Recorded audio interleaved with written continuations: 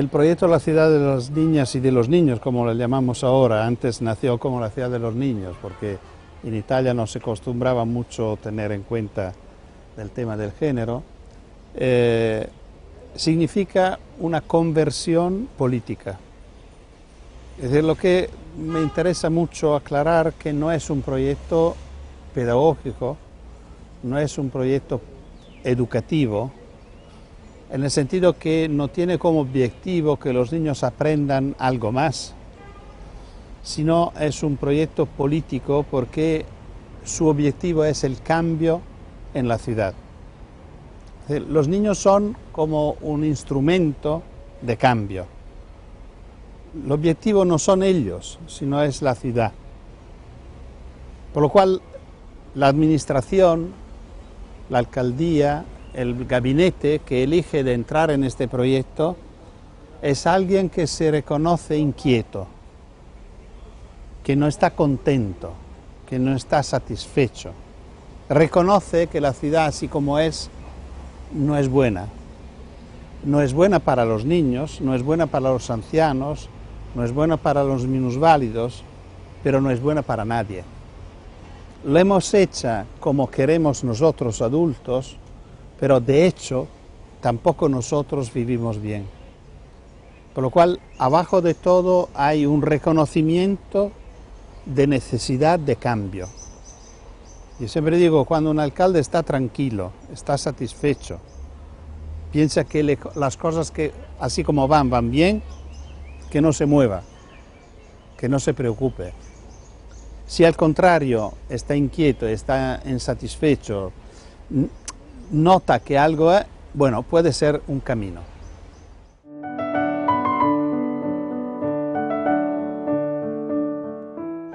Los ejes sobre los cuales nosotros bajamos nuestro proyecto son especialmente dos.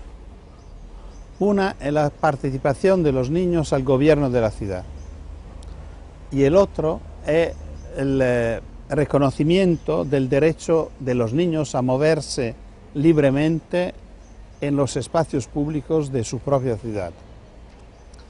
Es interesante porque son dos ejes que como casi se cruzan, porque el primero, la participación, es algo de totalmente novedoso. En Italia son 66 años que las mujeres participan activamente a la vida democrática, participando al voto. En el 46, por la primera vez, votaron. Por lo cual es imposible que los adultos nuestros consideren que los niños puedan participar al gobierno de la ciudad. Por lo cual esta idea de la participación de los niños es algo de nuevo, que hasta ahora no se ha reconocido mucho. ¿Quién que lo reconoció? Por un lado, la ciencia, la psicología, la genética, todo el debate que desde Freud, pasando por Piaget, Brunner y todos los que nos ayudaron a entender, nos explicaron que los años más importantes de la vida de una mujer y de un hombre son los primeros, con lo cual le dieron mucha importancia. Y por otro lado, a nivel jurídico, justo 25 años antes, en el 89, Naciones Unidas, con la Convención de los Derechos de la Infancia, reconocieron que los niños son ciudadanos hasta el nacimiento, desde el nacimiento. Esto es impresionante, porque en la conciencia, en el pensamiento de padres, maestros, adultos, administradores, seguimos, no, yo no me pongo adentro porque siguen considerando a los niños como futuros ciudadanos. Pero hace 25 años que se decidió que son ciudadanos desde el nacimiento. Por lo cual hay una base científica y una base jurídica para pensar que los niños puedan participar con propiedad y con competencia al gobierno de la ciudad. Al contrario, la autonomía de movimiento de los niños siempre ha sido algo de reconocido. Nosotros fuimos libres, andando a la escuela sin adultos, saliendo de casa para jugar con los amigos en la calle, en la ciudad, en los espacios públicos. Bueno. Esta autonomía derrumbó hace poco y en Italia, por ejemplo, casi desapareció 30 años antes, poco más o poco menos. Depende un poco de los lugares, pero ahora casi no hay diferencia de ciudades pequeñas, pueblos o metrópolis. Nadie sale de casa sin adultos. Yo creo que esto los niños lo están pagando muchísimo. A nivel físico, la obesidad infantil es muy conectada con la falta de movimiento autónomo. Dice, sí, pero nosotros inscribimos el niño o la niña a la piscina, a la gimnasia. Bueno, no digo que sea mal, pero no es lo mismo. Los niños necesitan moverse libremente, así como lo necesitan. En estos cursos siempre se va cuidando o esperando el campeón, por lo cual los niños hay que educarlos, ¿no? Hoy un niño puede estudiar fútbol, pero casi es imposible jugar a la pelota. Son dos experiencias profundamente distintas. Por lo cual y es muy importante considerar lo que pierden los niños perdiendo autonomía y lo que pierde la ciudad perdiendo los niños en las calles. Una ciudad sin niños es peor. A mí me gusta siempre decir que los niños son indicadores ambientales. ¿Sabes? Las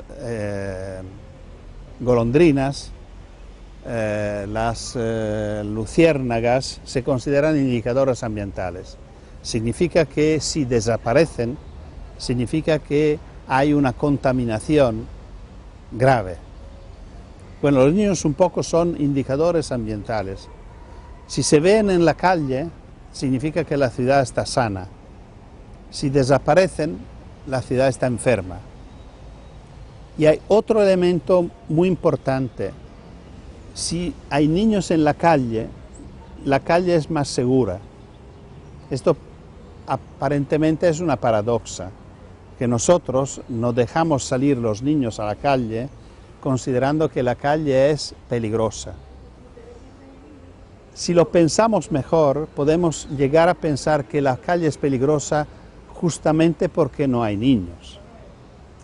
Los niños que recorren una calle obligan, no sus padres, sino los adultos, los vecinos, los comerciantes, los que pasean, a hacerse cargo. Significa que esta calle, con la presencia de los niños, es una calle controlada. Un lugar controlado es muy incómodo para un delincuente. A los delincuentes les gustan el descuidado, las oscuras, el abandonado, la soledad. Esto sí que es suyo. Si hay control, si hay gente interesada, no es su sitio. Y nosotros tenemos datos, experiencias, en lugares muy distintas, de ciudades de Italia hasta problemáticas como Buenos Aires, donde la presencia de niños provocó un bajo de delitos muy importante, a un coste cero, mucho más que aumentando policía o cámaras de videos en la calle. Es una elección, es una elección. Es decir, contar en los niños significa contar en la gente. Poner policía y cámaras significa delegar la seguridad a otros, a instrumentos o a personas que contratamos y nos cuestan mucho. No es nuestro papel, no es nuestro problema.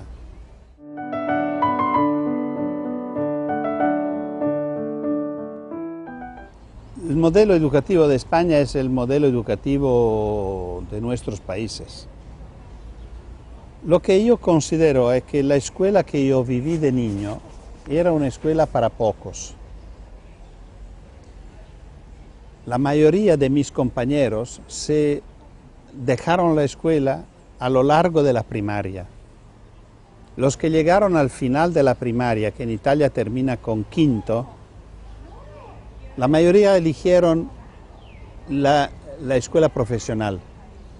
Había una elección, o seguir por la escuela media, como se llamaba, el ciclo medio, que llegaba al gimnasio y a la universidad, o la formación profesional, que era mucho más de mano, de talleres, de práctica. La mayoría iba por allá, a los 11 años. Por lo cual la escuela, como la entendemos nosotros ahora, era para los pocos que seguían por este camino. Cuando se pasó a una escuela obligatoria para todos, en el 63 en Italia, con la escuela media única, se borró la formación profesional y a todos se ofreció la escuela que era pensada para pocos. Y esto creó un choque. Aparentemente era un pasaje de democracia muy importante, y lo fue, porque a todos se ofreció la posibilidad y la obligación de estudiar hasta los 14 años en una escuela igual para todos. El momento de decidir por nuestra vida no era a los 11 años, sino a los 14. Pero claro que ofreciendo a todos una escuela pensada para pocos, la mayoría fracasaba. Y siguen fracasando. ¿Qué significa una escuela para pocos? Una escuela, por ejemplo, que elige pocos lenguajes.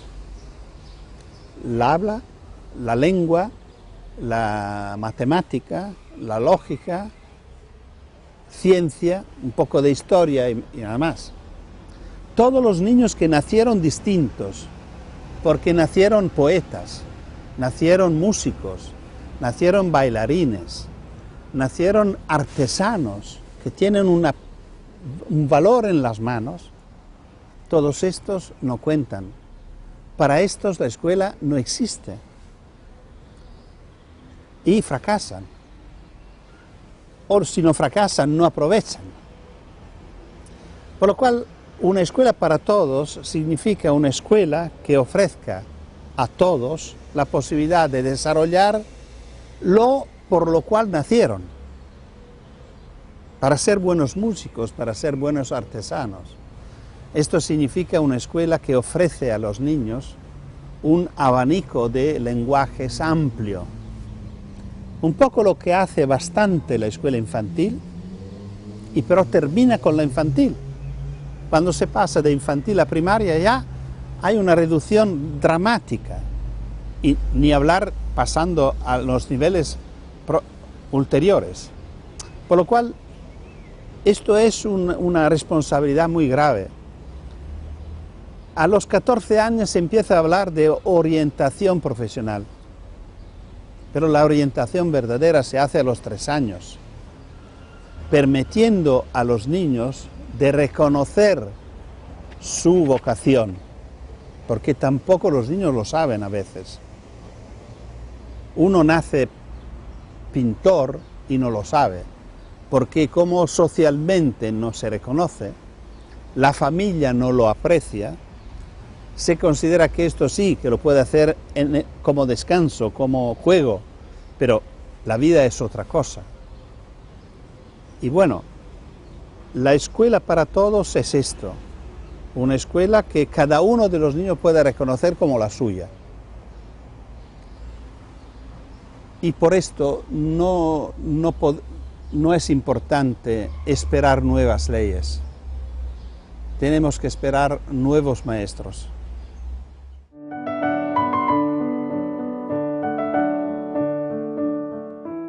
Estas cosas nacen por su cuenta. después uno empieza a reflexionar. No es que un día me puse y razonablemente dice, bueno, ahora empiezo. Yo era un dibujante desde mucho antes de aprender a leer y escribir. Yo dibujo desde siempre. Tengo recuerdos de mi infancia en la escuela infantil que las maestras venían a ver los dibujos que yo hacía en el pizarrón negro.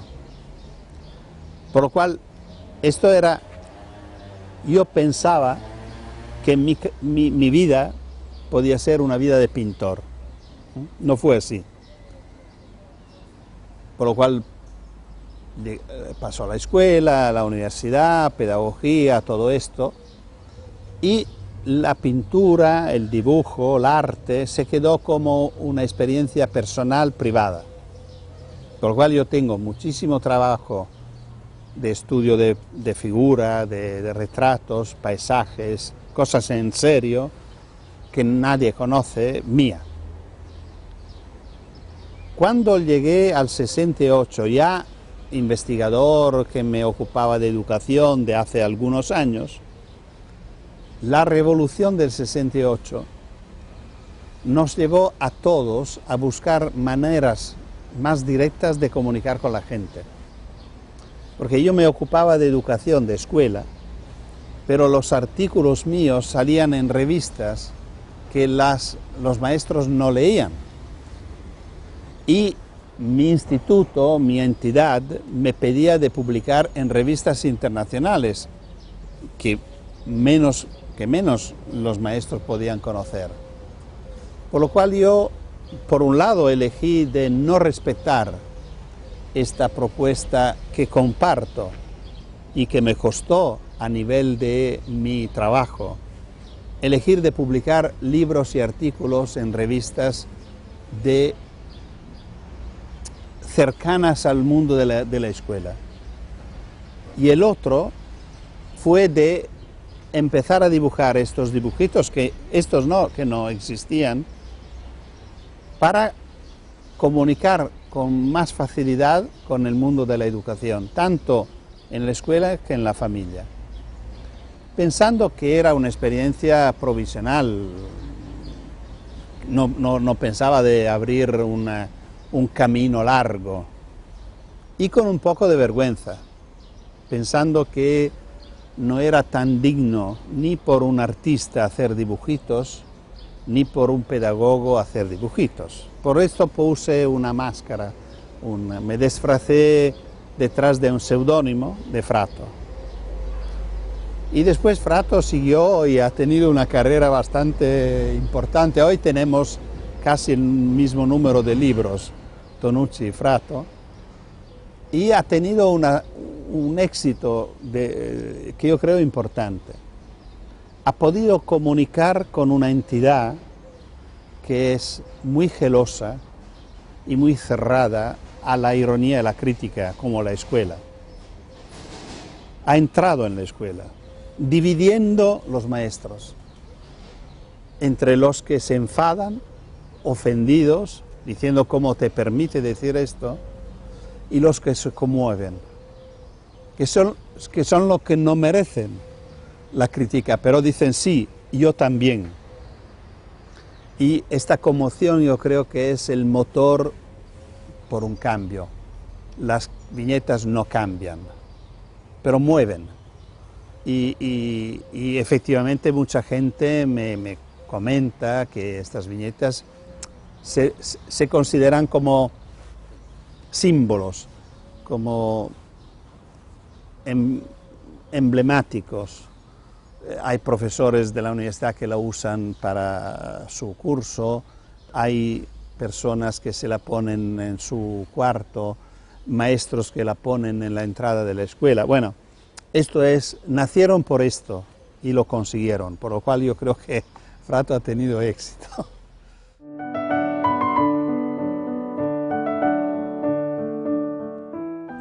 Son muchas las cosas que se deberían decir. Yo en mi vida también he tenido como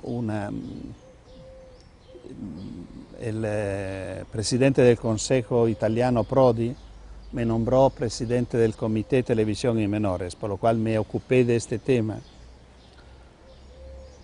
Yo creo que los medios hoy tienen muchas responsabilidades sobre varios ámbitos. Uno, claro, es lo de la relación directa con los menores. En nuestro trabajo de este código de autorreglamentación, yo pedí que las televisiones reconocieran el hecho, simplemente reconocieran que frente a un televisor siempre, o por lo menos hasta una hora bastante, ponemos las 10:30 de la noche, en España probablemente se debería poner un poco más allá, por las costumbres que tenéis, que es probable que hay niños adelante. Esto debería ser suficiente para arreglar lo que decimos y cómo lo decimos. En todos ámbitos, películas, noticias, informes, hasta el telediario. Si necesitamos, lo pongo entre comillas, ver cosas horribles, si lo necesitamos, lo podemos hacer después. A las 11 podemos poner cosas que, pero por favor, hasta que estamos convencidos y sabemos que es probable que un niño está frente al televisor, el televisor tiene que tener conciencia y tener en cuenta de esta presencia. Esto ya sería suficiente para cambiar totalmente la manera de manejar. Pero hay otro tema que en este momento es más importante que esto.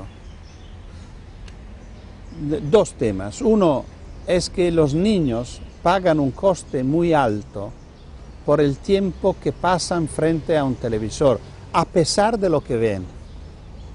No importa si lo que ven es importante o no importante, bien hecho o mal hecho. El mismo hecho de estar sentado le hace daño. Por lo cual la televisión no es solo responsable de lo que pasa, sino también de lo que impide. El otro tema, que lo siento mucho, especialmente por la televisión italiana, no sé si se puede aplicar automáticamente a la vuestra, es que la televisión está produciendo un cambio de mentalidad en los padres en el tema del miedo. La televisión italiana aprovecha mucho de todo lo horrible que ocurre socialmente en el ámbito de la familia y especialmente de la infancia. Si matan a un niño en casa o en la calle y tal, es posible que la televisión dedique a este hecho decenas de transmisiones. Esto produce en la gente que asiste un espanto y la consideración que estos hechos son frecuentes. Como todos los días lo hablan, no piensan que siendo lo mismo se ve que no es tan frecuente, porque hablan siempre de lo mismo. En Italia hay un hecho de un niño que probablemente su mamá fue la que lo mató. Bueno, la madre pasó a la cárcel, ahora creo que está fuera, bueno, siempre se declaró inocente, pero bueno, es uno de los... Bueno, transmisiones de gran audiencia en la televisión pública dedicaron 20 transmisiones a este hecho, invitando científicos, colegas, psicólogos, que yo echaría del colegio por esto de ir allí a interpretar lo que puede pensar una señora cuando está matando a su hijo, cosas así. Esto produce un efecto en toda la población, por lo cual aumenta el miedo respecto a sus hijos y reduce la autonomía de los niños. Hoy en Italia tenemos una caída de autonomía de los niños impresionante. En una investigación recién, los niños que van a la escuela solos, sin adultos, caminando, como hemos hecho todos, de 6 años a 11 años, es decir, en la edad de la primaria, es el 8%. 8%. En Alemania son el 75%. En Finlandia son el 90%. Es difícil entender qué pasó, porque es recién, porque si era desde siempre, dice, una cultura distinta, pero no. Yo creo que los dos que tienen más responsabilidades sobre este tema son la política y los medios, porque los dos aprovechan del miedo, los unos para tener consensos y los otros para tener audiencia, que significa publicidad, que significa todo esto.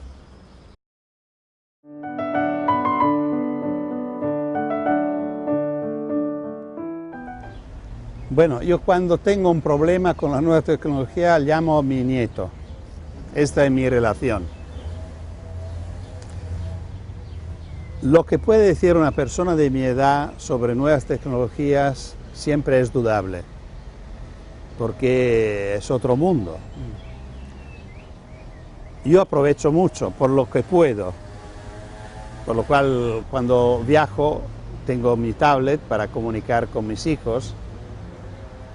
Aprovecho mucho, bueno, escribo solo con la computadora, porque hoy sería casi, me gusta mucho escribir a mano, pero lo utilizo solo para los amigos más queridos, con lo cual tenemos una correspondencia de cartas, con sello y todo, pero es raro. Uno de estos queridos es mi nietita, con la cual empecé una correspondencia de papel. Pero hoy el correo electrónico, los sistemas de escritura con computadora, bueno, son medios que no se pueden desconocer y yo lo aprecio mucho, así como los dibujos que yo preparo lo hago en mano, lo pinto en colores a mano, con pinceles y todo, y después lo paso en el escáner y las correcciones la hago con Photoshop. Es decir, son cosas que son demasiado cómodas para no reconocerlo. Dicho esto, y pasando a la relación entre estos medios y los niños, yo creo que sigue siendo, de mi punto de vista, repito, con todas las dudas que de un anciano que habla de estas cosas, sigo pensando que un niño a una edad o hasta una edad necesita tocar, pisar, mirar directamente y personalmente. Tengo miedo del día que un padre dirá a su hijo, no es necesario que sales de casa porque puede hablar con tu amiguito o amiguita con Skype, porque es posible verse, hablar, no es lo mismo. Por lo cual hay que tener en cuenta que edades distintas tienen necesidades distintas. Y esto, en la relación entre niños y mundo, que significa otros niños y la realidad, y en la educación. Nunca he pensado que sea correcto pensar que la solución de los problemas educativos en la escuela sean un tablet para niños, para cada niño, y una pizarra electrónica para cada clase. No lo creo. Porque sí, un buen maestro puede aprovechar mucho de estas técnicas y estas tecnologías, pero un pobre maestro que siempre ha utilizado el libro de texto y usa el cuaderno con sus alumnos, ¿qué hace de un tablet? ¿Y qué hace de una pizarra electrónica? La usa como si fuera un pizarrón negro, pero cuesta muchísimas veces más y no tiene sentido.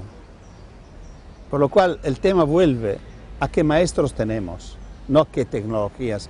Un buen maestro usa todo y lo usa bien y sabe que no puede confiar en una tecnología simplemente y solamente. Será uno de los útiles de su trabajo. El buen maestro es un buen artesano. Un buen artesano usa buenos útiles, pero son útiles.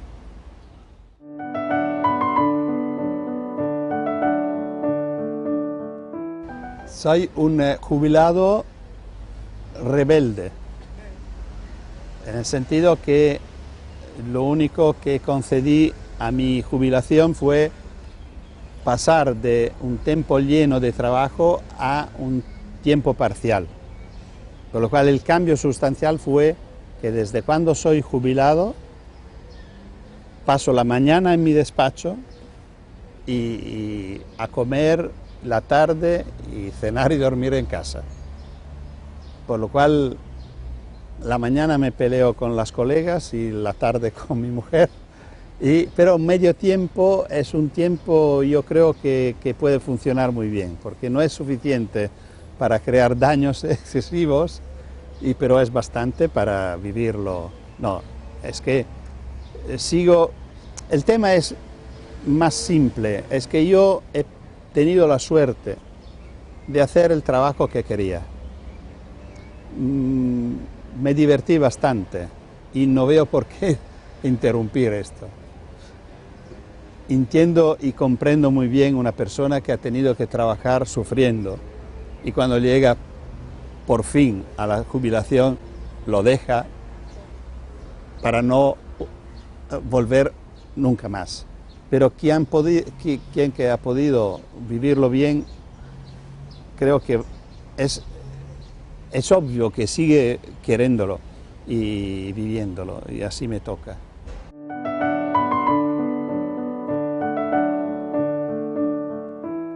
Por ahora encontré personas simpáticas, una buena comida y estos árboles magníficos. Si todo el resto es coherente con esto, me parece perfecto.